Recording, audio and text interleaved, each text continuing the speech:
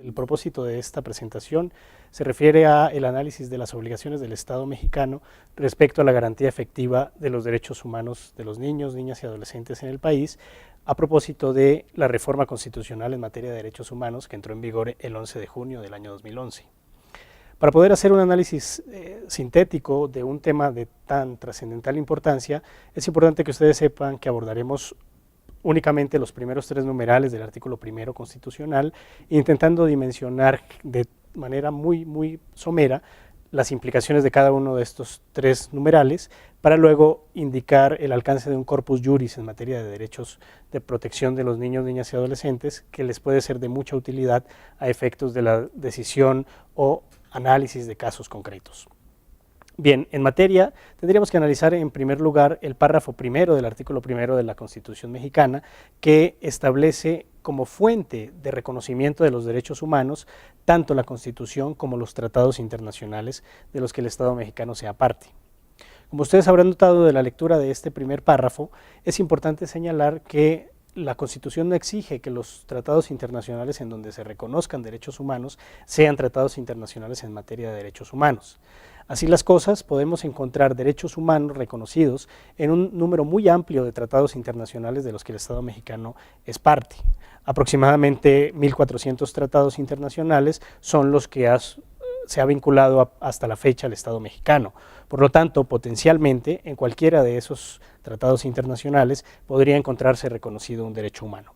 Esto no significa que los 1.400 tratados estén reconocidos específicamente derechos humanos. Implica que potencialmente en cualquiera de ellos podemos encontrar el reconocimiento de derechos humanos. Este tema de la amplitud del amplio marco normativo internacional y la remisión de la Constitución política a estos tratados internacionales implica reconocer que en el derecho mexicano de hoy, en el derecho constitucional mexicano de hoy, el marco normativo para el reconocimiento de los derechos integra como una unidad normativa, como un bloque de constitucionalidad, los tratados internacionales con la Constitución mexicana en aquellas normas que reconocen derechos humanos. También, como ustedes lo saben, en el artículo primero, párrafo primero, se reconoce el alcance de las restricciones y las limitaciones a los derechos humanos a efectos de este mandato que establece el párrafo primero de permitir que la restricción o suspensión de derechos se realice bajo las causas y condiciones que el propio texto constitucional señala. Bien, el párrafo segundo del artículo primero establece no ya las fuentes de reconocimiento de los derechos humanos, sino las principales normas de interpretación de los derechos. Así las cosas, encontramos en el párrafo segundo tanto el principio de interpretación conforme como el principio pro persona, como reglas de interpretación, más bien como principios de interpretación que establecen un mandato perentorio para aquellas autoridades que tengan que hacer uso de las normas de derechos humanos, y en esa medida establece el principio de interpretación conforme como parámetro para determinar el contenido, el alcance y los límites de los derechos. Y en ese punto es muy importante recordar que la interpretación conforme tiene un sentido de interpretación sistemática. La interpretación conforme no puede entenderse como una interpretación de mera gramática o de mero establecimiento del tenor literal de las normas, sino que debe buscarse el sistema jurídico al que pertenecen las normas. Así las cosas, encontramos en el párrafo segundo del artículo primero la identificación de un mandato de interpretación constitucional denominado interpretación conforme, que implica que los parámetros de validez para la interpretación de las normas en materia de derechos humanos es la Constitución y los tratados internacionales de la materia, es decir, los tratados internacionales en materia de derechos humanos. Esto significa que para la interpretación de las normas ya no estamos frente a un número amplio de tratados internacionales, como en la hipótesis del párrafo primero, sino que estamos frente a un número más limitado, un número menor de tratados internacionales, y podríamos decir válidamente que el párrafo segundo del artículo primero se refiere a los 9 tratados básicos del sistema universal y a los 7 tratados básicos del sistema interamericano. Este tema, junto con el tema anterior que acabamos de exponer, se encuentra desarrollado de manera amplia en un documento editado y realizado por la Suprema Corte de Justicia de la Nación, junto con la Oficina en México del Alto Comisionado de Naciones Unidas para los Derechos Humanos, que se denomina Compilación de Instrumentos Internacionales de Protección de la Persona Humana aplicables en México. Esta compilación, que consta de 7 tomos, cerca de 5.800 páginas, trae una nota introductoria que explica de manera amplia los temas que estamos enunciando de manera general en esta intervención. Por lo tanto, si ustedes quisieran ampliar un poco su conocimiento sobre estas implicaciones de la reforma, les sugeriría revisar este documento. Asimismo, decíamos que la interpretación conforme entonces parte de la conformidad de la norma que se va a interpretar con la Constitución de un lado y con los tratados internacionales en materia de derechos humanos. Dichos tratados en materia de derechos humanos, para el caso mexicano, diríamos son por lo menos los 16 tratados básicos del sistema universal e interamericanos. Y el principio pro persona, que es un principio de interpretación, pero también de articulación de la acción del Estado, implica que toda acción de las autoridades públicas, incluyendo por supuesto el Poder Judicial, debe buscar en cada caso la materialización de la mayor protección de las personas y sus derechos. El principio pro persona tiene que ver con la dignidad humana y tiene que ver con la mayor protección del ser humano respecto al poder de las autoridades públicas y en general a cualquier poder que pueda afectar dicha dignidad humana. Por lo tanto, es importante que no pierdan de vista que la interpretación conforme y el principio pro persona parten de la hipótesis de que hay una relación jurídica y política también, sin duda, pero principalmente jurídica, entre el Estado y las personas, entre el Estado y el ser humano, y que en esa relación puede haber la necesidad de ponderar ciertos intereses, ciertos principios, ciertos derechos, y en ese sentido debe prevalecer la mayor protección del ser humano. Y el tercer numeral del artículo primero constitucional nos habla de las obligaciones del Estado. Podríamos resumirlo y solo para ofrecer una propuesta de clasificación teórica, podríamos señalar que este párrafo tercero establece el régimen de obligaciones del Estado en materia de derechos humanos, al señalar que el Estado está obligado a promover, respetar, proteger y garantizar los derechos humanos, y esto en el marco de los principios de universalidad, indivisibilidad, interdependencia y progresividad, y a efectos de las violaciones a derechos humanos tiene la obligación de prevenir, investigar, sancionar y reparar. Este conjunto de obligaciones del Estado, que por razones de tiempo no expondremos su contenido y alcance, implican que todo el Estado en su conjunto, Poder Ejecutivo, Poder Legislativo, Poder Judicial, están atados a los derechos humanos como parte de esta relación jurídica de derechos y obligaciones, siendo los titulares de las obligaciones. Es decir, las autoridades públicas en general y en específico el Poder Judicial de la Federación, pero el Poder Judicial local también, o los poderes judiciales locales también, tienen la obligación o las obligaciones que están establecidas en el párrafo tercero del artículo primero constitucional. Cada una de estas obligaciones tiene su propio contenido, su propia dimensión jurídica, y es importante que tengamos en cuenta que para efectos del Poder Judicial, la obligación de garantizar los derechos es una obligación transversal, una obligación que va a informar al régimen de obligaciones del Poder Judicial en general respecto a los derechos humanos. Bien, dicho lo anterior, tendremos que recordar que los derechos humanos son un conjunto de derechos que son inherentes al ser humano, cuya titularidad depende de las condiciones específicas de ciertos grupos, en algunos casos de ciertos temas y o conjugación de los dos factores.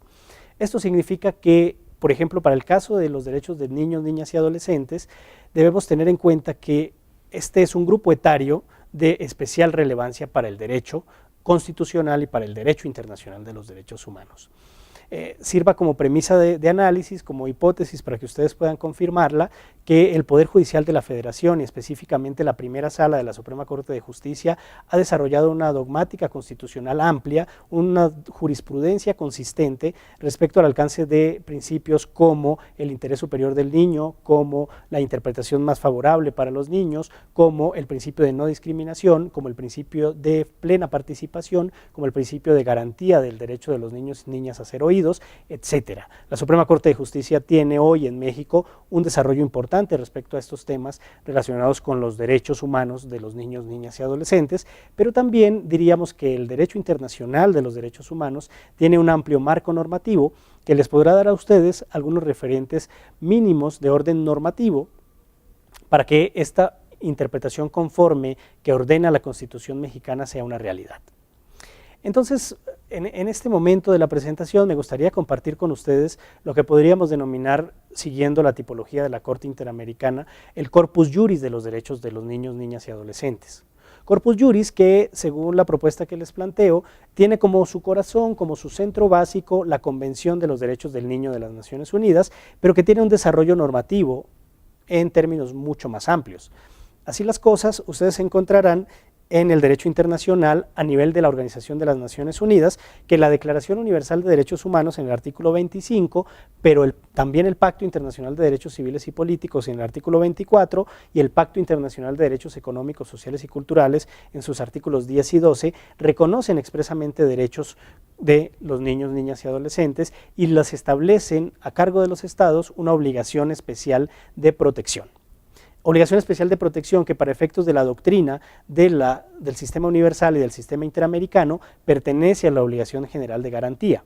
Ustedes pueden encontrar esta relación de la obligación de protección y la obligación de garantía, por un lado en el sistema de Naciones Unidas en la Observación General 31 del Comité de Derechos Humanos y por otro lado en el sistema interamericano en el caso Velázquez Rodríguez contra Honduras y en otros casos que posteriormente se han venido desarrollando con más intensidad las obligaciones de protección, como sería el caso de la masacre de Pueblo Bello contra Colombia o el caso de Campo Algodonero contra México. Bien, la Convención de los Derechos del Niño que referíamos hace un minuto, refiere un conjunto de obligaciones del Estado y de derechos humanos de niños, niñas y adolescentes que tienen un contenido, un alcance y unos límites propios. Los estados, al hacer la Convención sobre los Derechos del Niño, crearon un comité especializado integrado por personas de la más alta autoridad moral y de muy reconocida competencia en materia de derechos humanos, y estas personas han hecho un desarrollo jurisprudencial por vía de lo que se denominan las observaciones generales, que nos permitimos clasificar de la siguiente manera y que lo referimos para ustedes como una herramienta de análisis de información para que ustedes puedan profundizar mucho más en la investigación de este corpus juris de los derechos humanos. A la fecha entonces el Comité de Derechos Humanos tiene 17 observaciones generales, las cuales podemos clasificar en los siguientes ítems.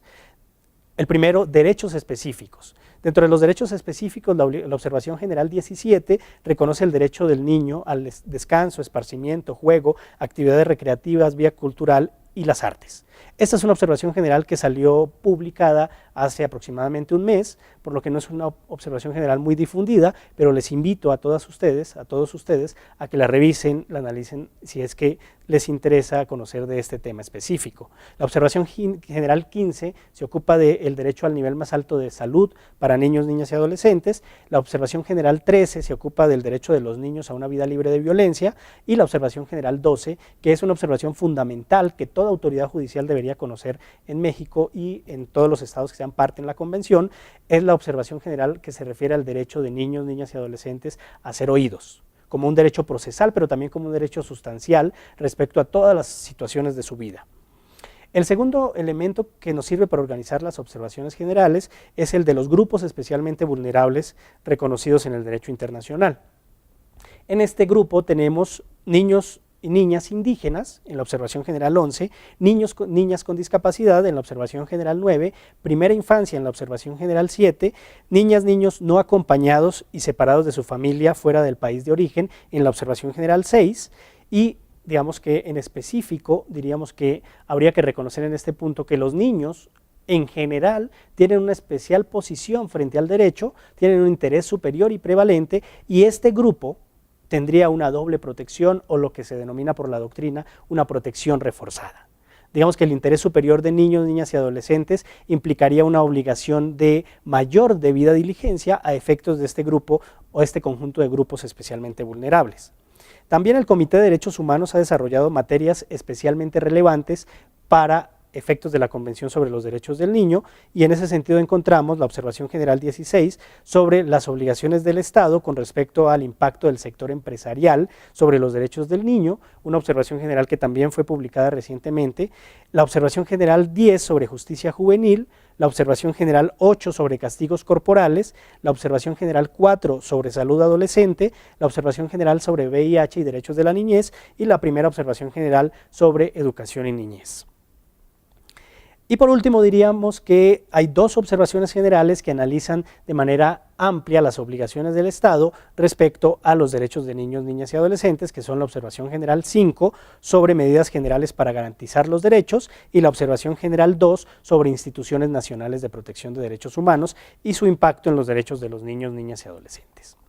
Por otro lado, en el mismo sistema de las Naciones Unidas encontramos dos procedimientos especiales creados al amparo del actual Consejo de Derechos Humanos. Uno es la Relatoría Especial sobre Venta de Niños, Prostitución Infantil y Pornografía Infantil, y otro es la Relatoría Especial sobre la Trata de Personas, especialmente mujeres y niños. Estas dos relatorías son dos procedimientos especiales del sistema de las Naciones Unidas que les servirán a ustedes para entender también la forma como el derecho internacional de los derechos humanos y el sistema universal en específico han abordado el rol en situaciones especialmente graves del niño como víctima o como testigo en delitos o crímenes de impacto internacional. Y por otro lado, en el sistema interamericano, la Declaración Americana de los Derechos y Deberes del Hombre de 1948, en su artículo 7, reconoce específicamente derechos de niños, niñas y adolescentes. La Convención Americana, y esta norma es fundamental también para el análisis de los derechos de los niños y niñas en América, el artículo 19 de la Convención Americana sobre Derechos Humanos, que establece la obligación perentoria para los estados, para la familia y para la sociedad de establecer medidas de protección especial, y el Protocolo de San Salvador, los artículos 15 y 16, y especialmente el artículo 16, establecen un amplio marco normativo de protección de derechos. En el sistema interamericano, la Comisión Interamericana de Derechos Humanos cuenta con una relatoría especial sobre derechos de la niñez que ha hecho importantes desarrollos teóricos, y la propia Comisión Interamericana, los 7 comisionados que la conforman en conjunto, han suscrito diferentes informes temáticos, dentro de los que me permito resaltar el informe temático de 2011 sobre justicia juvenil y derechos humanos en América, o el informe del año 2009 sobre castigo corporal y derechos humanos de los niños, niñas y adolescentes, o el informe de 2008 sobre infancia y sus derechos. Este informe de 2008 es particularmente interesante porque hace un despliegue conceptual que les puede ser muy útil a ustedes para dimensionar lo que es el desarrollo del derecho internacional de los derechos humanos a efectos de la protección especial de niños, niñas y adolescentes. Por razones de tiempo no remitiré expresamente la totalidad de los casos que la Corte Interamericana de Derechos Humanos, como otro órgano del sistema universal, ha proferido respecto a derechos de niños, niñas y adolescentes, pero permítanme referirles a guisa de mero ejemplo algunos de estos, principalmente los dos casos más recientes de impacto para derechos de niños, niñas y adolescentes, que serían el caso Fornerón e hija contra Argentina y el caso Atala Rifo y niñas contra Chile.